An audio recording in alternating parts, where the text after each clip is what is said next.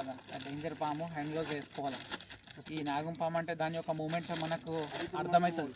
First time చూడడం ఇక్కడ కదా, ఇక్కడ నేను ఇప్పుడు దగ్గర ఉన్నది అది.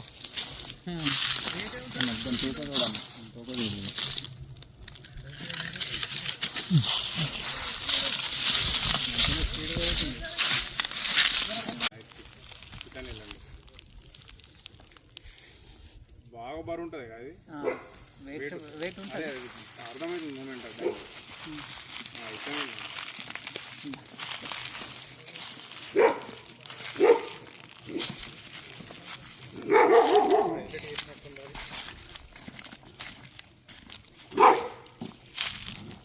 डॉक्टर अच्छा क्या सम्मेल लगा दी